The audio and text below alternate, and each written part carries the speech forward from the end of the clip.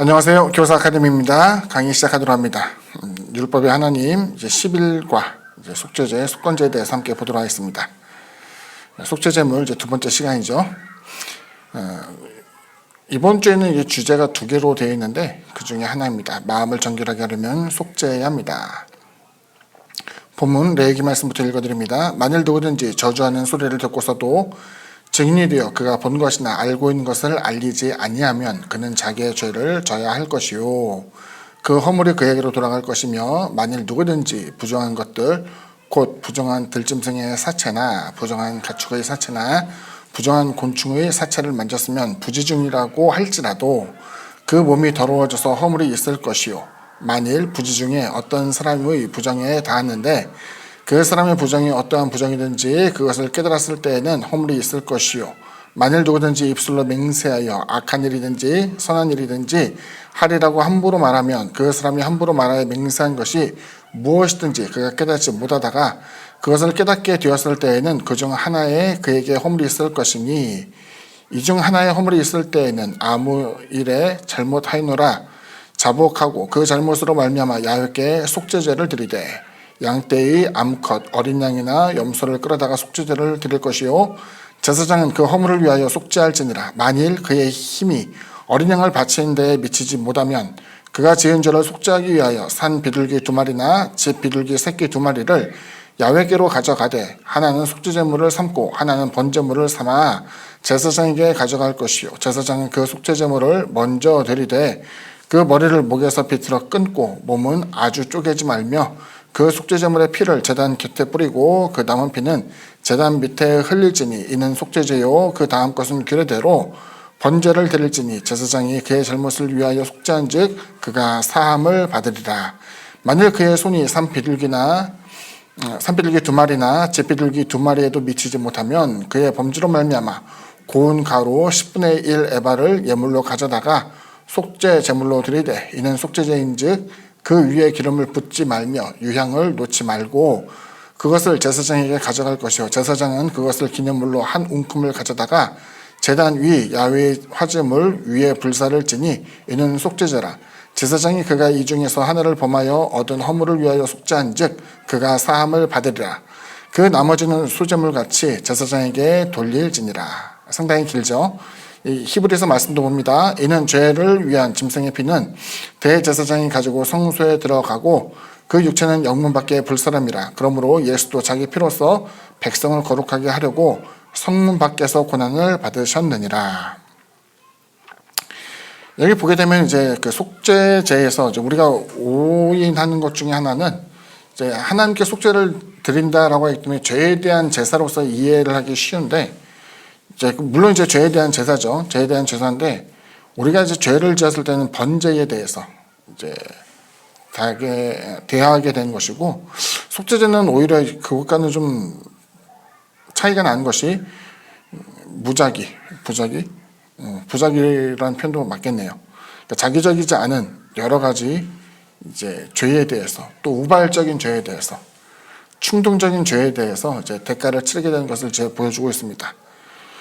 특이한 것은 이제 정결이라는 의미는 이제 또 뒤에도 나옵니다만은 우리가 이제 흔히 말하는 죄와 흠에 대한 이제 차이를 생각해 볼 필요도 있는데 예를 들어서 이제 부정한 짐승의 사체를 만지거나 부정한 곤충의 사체를 만진다라는 표현에서 부정한 것을 만졌을 때도 이것이 거룩하지 않다라는 것 그리고 이것이 흠이라는 부분임에도 불구하고 죄로서 인식될 수도 있다는 것을 이제 보여주고 있는 내용이에요.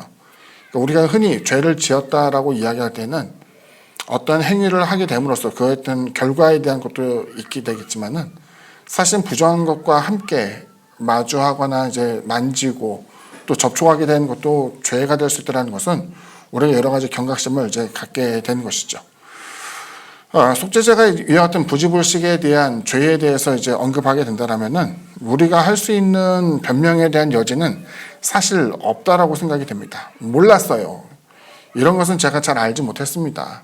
제가 꼭 그것을 해야 되나요? 다른 사람이 할 수도 있나요? 라고 하면서 자기 책임에서 조금 도피하려고 하는 여러 가지 시도가 있겠지만은 적어도 이제 속죄제에서 하나님이 금하신 내용을 보게 되면 타인이 이제 번연하게 고통당하고 있는 것을 알면서도 내가 증언대에 서지 않는다라든가 이런 여러 가지 것도 죄에 대한 항목에 들어간다는 것을 생각한다면은 좀 더 적극적으로 다른 사람이 고통당하거나 어려움을 겪을 때에 외면해서는 안 되겠다라는 생각을 갖게 되고, 행실에 있어서도 부정한 것과 접촉하지 않으려면은 내가 어디를 가든지 파장, 그곳에 가서 어떤 사람을 만나고 어떠한 일이 연루가 되고 훗날 어떠한 일에 대한 책임을 묻게 될 수 있다는 것을 사뭇 진지하게 생각하면서 그 일을 행하게 될 것 같아요.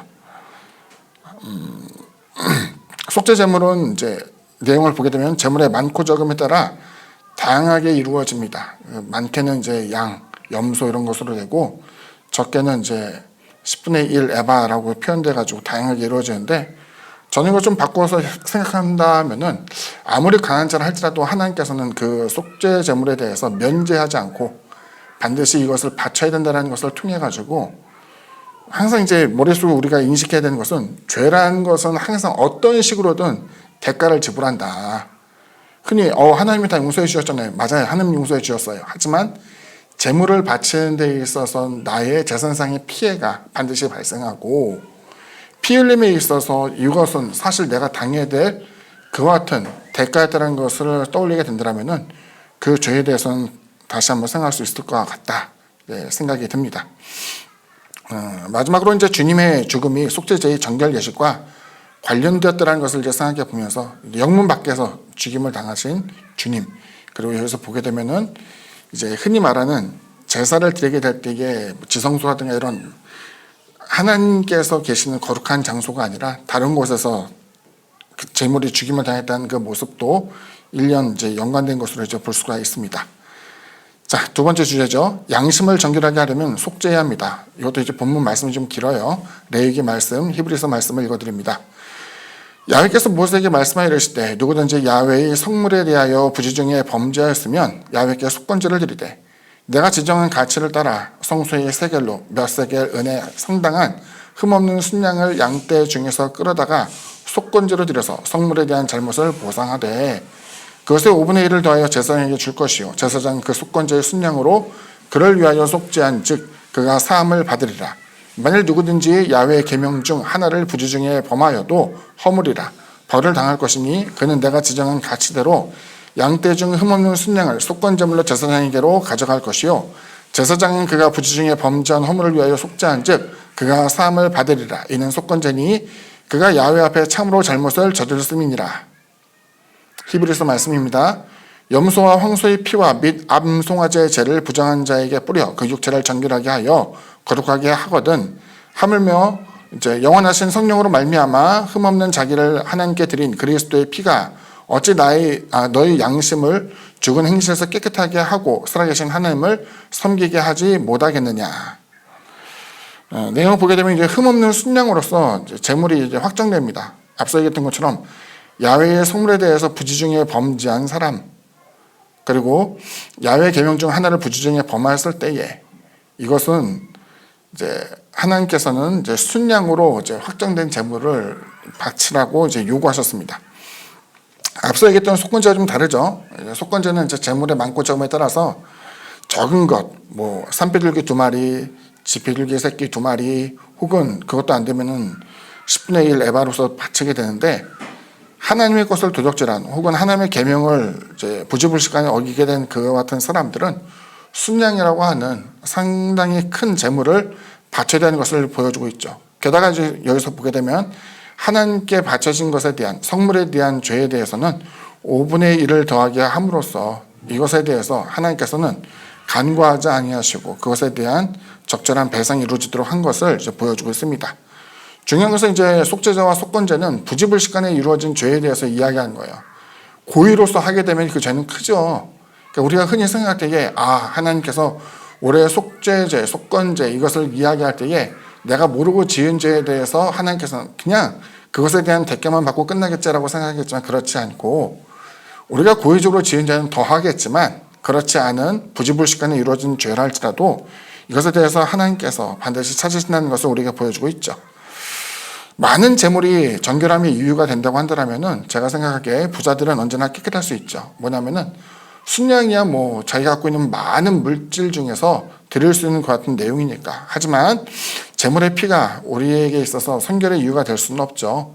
이제 훗날 이제 또 배우게 되겠습니다만은 예언서에 등장하는 여러 가지 내용을 보게 되면은 짐승의 피, 이것이 우리의 죄를 사하게 되는 것이 아니라 하나님의 약속이 있는 그리스도 예수에 대한 예표로서의 제사를 통해서 그의 믿음을 보시는 것이지, 이 짐승의 피 자체가 우리의 죄를 사할 수 없다는 것을 성경을 통해서 우리에게 보여주고 있죠. 결국 그리스도의 희생이 아니고서는 정결하게 될 수 없다는 것을 우리에게 보여주고 있습니다.